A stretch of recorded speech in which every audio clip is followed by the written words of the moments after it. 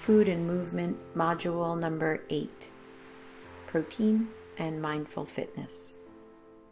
Mindful fitness. In Ayurveda, meditation is the foundation for health, happiness, and overall well-being. A regular exercise program is also important for a healthy lifestyle.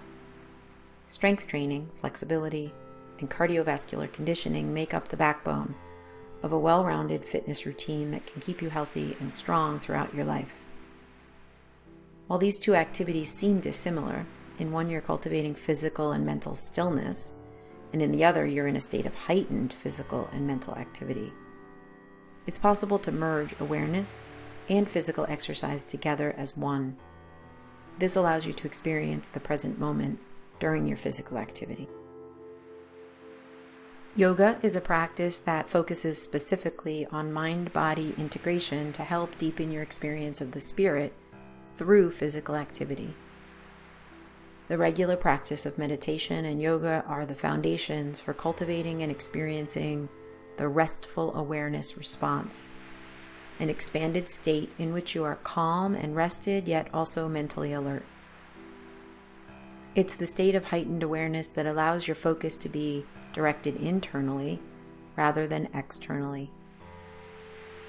While the restful awareness response is most easily elicited through meditation, any mindfulness-based practice in which you pay attention to subtle nuances and are cognizant of sensory perception at every level helps to establish this response. Yoga isn't the only way you can make the mind-body connection through movement. These tips will help you integrate mindfulness into your exercise program, no matter what activity or sport you practice, and ultimately lead you closer to your physical and spiritual goals. Mindful exercise. 1. Feel your body. This might sound obvious, but many people approach exercise at full force and don't slow down long enough to truly feel what's going on in their bodies. In some cases, people suffer through a workout on pure grit, ignoring aches, pains, and objections from the body. This disconnection from your body sets the stage for distractions and injuries. Exercise should not be an out-of-body experience. It should be an in-body experience. Before beginning any exercise, pause and bring awareness to your physical form. Feel your bones, muscles, organs, tissues, and skin. How does your body feel? Do you have pain or discomfort? Are you low on energy? Always make the most nourishing choice for your body.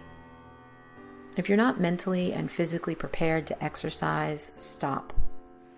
Only after you've taken an inventory of how you feel and firmly established awareness in your body should you proceed with your warm-up or workout.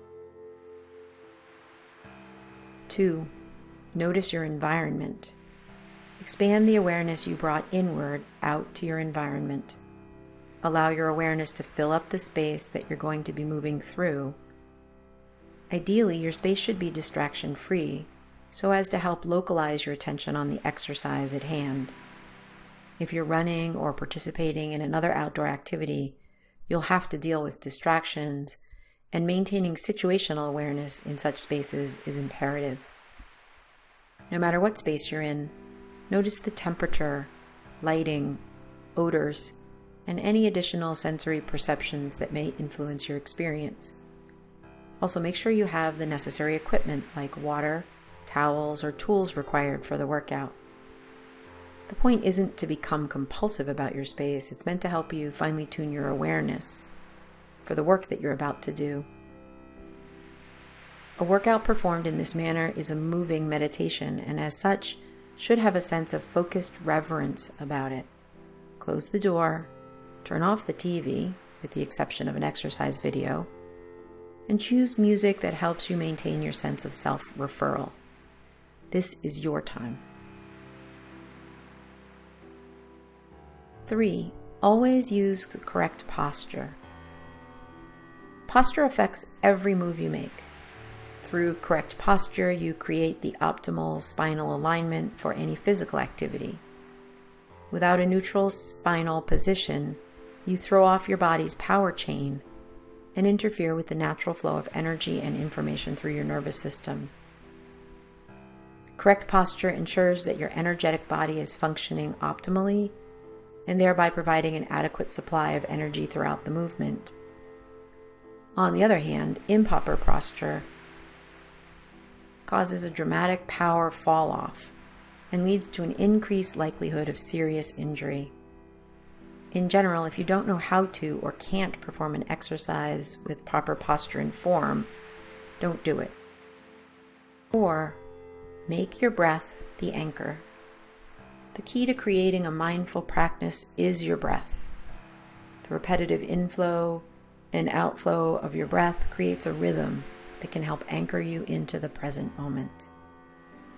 This breathing rhythm also serves as a bridge between your mind, body, and soul. The more deeply you breathe, the deeper that connection becomes. In a very practical sense, steady and even breathing efficiently infuses your body with the oxygen and prana, or life force, it needs to function under the strain of physical exertion. With each exercise, strive to maintain breath awareness. Don't let it overshadow the focus required to perform the exercise itself, but make it the background sensation that guides and supports each movement.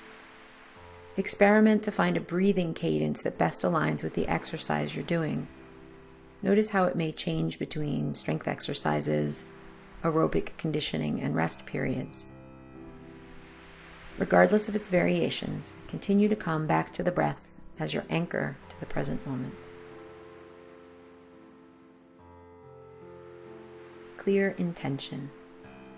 Before beginning your exercise, pause briefly to form a clear intention for what you are about to do.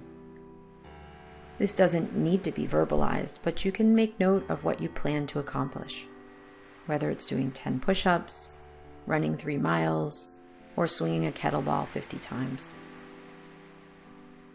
Intention has organizing power. So by clearly creating the intention, you lay the groundwork for its manifestation.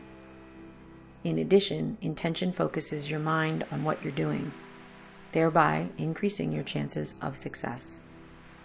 Remember that where attention goes, energy flows.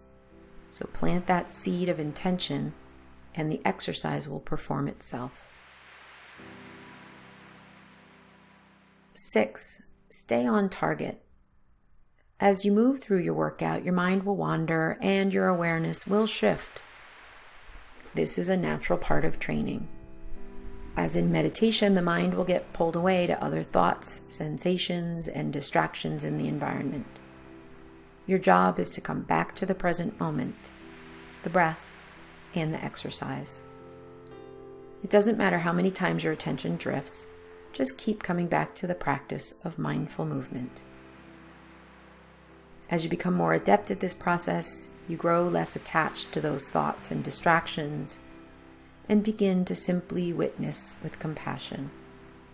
You can separate yourself from the temptation to indulge in distractions of the ego, especially when the muscles begin to ache and sweat starts to drip. You'll start to see those distractions for what they are, scenery that comes and goes in the field of your awareness. But the real you, the ever-present witness within, remains stable, steady, and rooted in the eternal present. These are steps to take your exercise routine from the realm of the unconscious to the conscious and into the experience of higher awareness. With them, you can transform your fitness routine into a mindful practice. Finding the right exercise program for you. Here are a few activities that are particularly effective when it comes to cultivating mind-body integration. Kettlebell training, martial arts or shadow boxing, walking, running, jumping rope, yoga, qigong, or tai chi.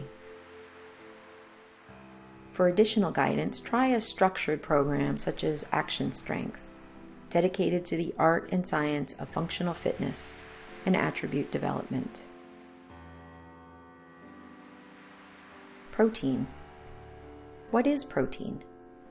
Well, proteins are part of every cell, tissue, and organ in our bodies. These body proteins are constantly being broken down and replaced. The protein in the foods we eat is digested into amino acids that are later used to replace these proteins in our bodies.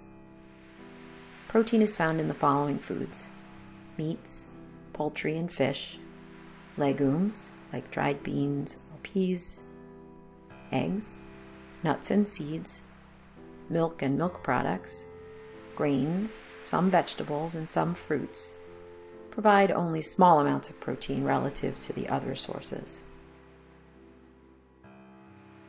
This chart shows the recommended daily allowance of protein in grams for different ages and genders. Protein without animal products. Veggies, especially leafy green ones, seeds, especially hemp, non-dairy milk like almond or coconut milk can pack about 7 to 9 grams of protein. Nuts or nut butter like peanut, cashew, or almond. Lentils, 1 cup is 18 grams of protein. Grains, or pseudo grains or sprouted grains. Beans, 1 cup is 13 to 15 grams of protein. Tempeh, 1 cup is 30 grams of protein. And protein supplements made from things like pea, spirulina, rice, hemp, or pumpkin. Protein with animal products includes seafood, meat, and dairy. All protein is not alike. Protein is built from building blocks called amino acids. Our bodies make amino acids in 2 different ways, either from scratch or by modifying others. A few amino acids, known as the essential amino acids, must come from food. Animal sources of protein tend to deliver all the amino acids we need. Some other protein sources, such as fruits, vegetables, grains, nuts, and seeds, may lack 1 or more essential amino acid. So people who don't eat meat, fish, poultry, eggs, or dairy products need to eat a variety of protein-containing foods each day in order to get all the amino acids needed to make new protein.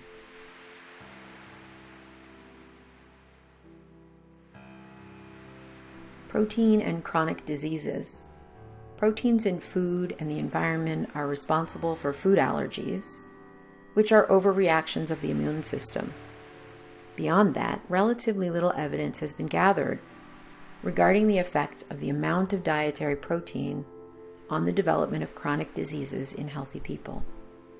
However, there's a growing evidence that high protein foods do play a role in health, and that healthy eating of protein sources like fish, chicken, beans, or nuts in place of red meat, including processed red meat, can lower the risk of several diseases and premature death. Cardiovascular disease. Research conducted at Harvard School of Public Health has found that eating even small amounts of red meat, especially processed red meat, on a regular basis is linked to an increased risk of heart disease and stroke, and the risk of dying from cardiovascular disease or any other cause. Conversely, replacing red and processed red meat with healthy protein sources, such as poultry, fish, or beans, seems to reduce these risks. Diabetes. Again, protein quality matters more than protein quantity when it comes to diabetes risk. Cancer. When it comes to cancer, protein quality again seems to matter more than quantity. Research on the association between protein and cancer is ongoing. Some data show that eating a lot of red meat and processed meat is linked to an increased risk of colon cancer. Osteoporosis. Digesting protein releases acids into the bloodstream, which the body usually neutralizes with calcium and other buffering agents. Eating lots of protein then requires a lot of calcium, and some of this may be pulled from bone. Protein and weight control. The same high-protein foods that are good choices for disease prevention may also help with weight control. Researchers at Harvard School of Public Health followed the diet and lifestyle habits of 120,000 men and women for up to 20 years, looking at how small changes contributed to weight gain over time. Those who ate more red and processed meat over the course of the study gained more weight, about 1 extra pound every 4 years, while those who ate more nuts over the course of the study gained less weight, about a half a pound less every 4 years. One study showed that eating approximately 1 daily serving of beans, chickpeas, lentils, or peas can increase fullness, which may lead to better weight management and weight loss.